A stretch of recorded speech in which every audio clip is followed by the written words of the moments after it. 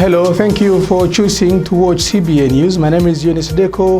This is CBA's news summary with the latest from Horn of Africa.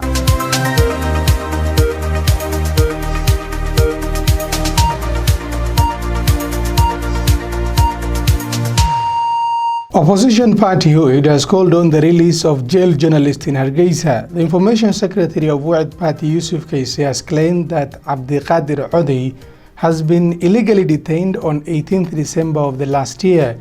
Yusuf Kaisi condemned the way the journalist was arrested.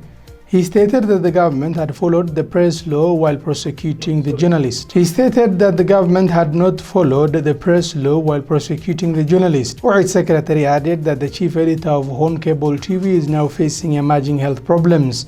He appealed to the government to release him unconditionally in order to save his life. Abdiqadir Odi has been in police custody for the last 20 days after the TV that he was the chief editor aired a document of Fly Dubai complaining the situations at Hargeisa International Airport. The government of Somaliland has rejected the proceedings of the Red Sea Summit by Arab and African countries in Riyadh. The government reiterated its previous position to disregard and cooperate with the policy so long as it's excluded as an important stakeholder. In a press statement, the Ministry of Foreign Affairs clarified that Somaliland is a sovereign country and will not delegate its territorial waters to any other country. Somaliland says it recognizes the strategic importance of the Red Sea for peace and security of the region and in principle welcomes the need to develop a common position to protect these waters, and Somaliland has secured its 850 kilometers coastline from piracy and other forms of terrorism. This is according to the Ministry of Foreign Affairs. The Foreign Affairs statement noted that safeguarding the security of the Red Sea and the Gulf of Aden waters concerns all countries that share these coastal waters, and Somaliland says it's opposed to multilateral solutions to the common challenges. However, Somaliland said it will not recognize the formation of any blocs that exclude legitimate stakeholders. The statement concluded that Somaliland looks forward to any cooperation that actively contributes to the security and the prosperity of this area without compromising the sovereignty of any other country. In Riyadh on Monday, the Council, which includes Egypt, Jordan, Eritrea, Yemen, Sudan, Djibouti, and Somalia, signed a founding charter of the Council of Arab and African states bordering the Red Sea and Gulf of Aden. And a bomb has exploded in the Somali capital Mogadishu on Wednesday. 3 people were killed and 6 others were wounded following a car bomb explosion in Mogadishu on Wednesday. A plume of thick black smoke was seen over the city, and witnesses said a number of vehicles were on fire. The explosion happened at a busy junction near a building housing the government. A car bomb which exploded at the busy junction in the Somali capital wounded at least 11 people, according to the head of Mogadishu's rescue service. There was no immediate claim of responsibility for the blast, which happened near buildings housing government forces. The vehicle loaded with bombs exploded at a checkpoint between the Security Ministry headquarters and Lower House building in the Said area of Mogadishu. Ambulances and firefighters headed towards the scene where the blast occurred. The place is also surrounded by government forces. The situation is tense and rescue efforts were ongoing when we went on air. 10 days ago, a similar car bomb attack occurred at a busy intersection that caused the death of 90 people and injured more than 100 others. Somali Prime Minister Hassan Ali Khayre has held a meeting in Dhuusamareeb to speed up selections of Galmudug parliamentarians despite the challenges facing the completion of the 69-member parliament, even after Al-Sunnah wal-Jama'ah selected its own 20 members of parliament. The Prime Minister also discussed with the elders from the Galmudug state the acceleration of the formation of Galmudug administration and the finalization of the selection of members of parliament.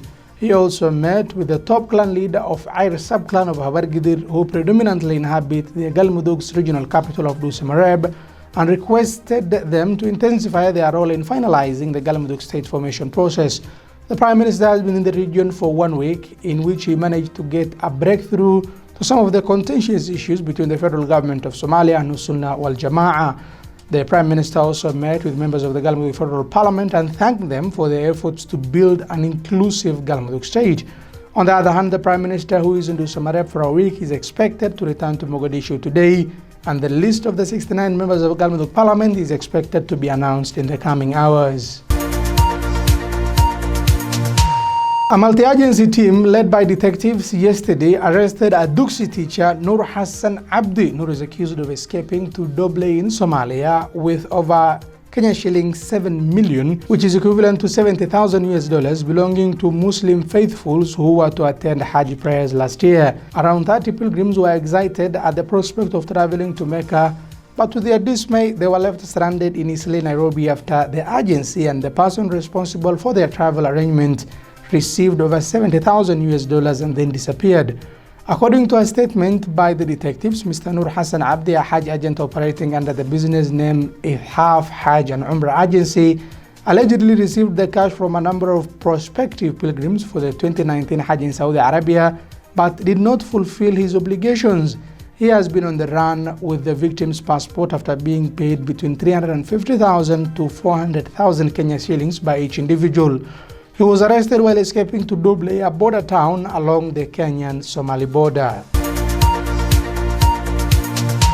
And now to the tensions between Iran and the United States of America. Iran has carried out a ballistic missile attack on air base housing U.S. forces in Iraq in retaliation for the U.S. killing of General Qasem Soleimani. More than a dozen missiles launched from Iran struck two air bases in Erbil and Al-Assad, west of Baghdad. It is unclear if there have been any casualties. The initial response from Washington has been muted, and President Donald J. Trump tweeted that all was well and said casualties and damages were being assessed. Two Iraqi bases housing U.S. and coalition troops were targeted, one at Al-Assad and another one at Erbil. It came just hours after the burial of Soleimani, who controlled Iran's proxy forces across the Middle East. Iran's Supreme Leader Ayatollah Ali Khamenei said the attack was a slap in the face for the U.S. and called for an end to the U.S. presence in the Middle East.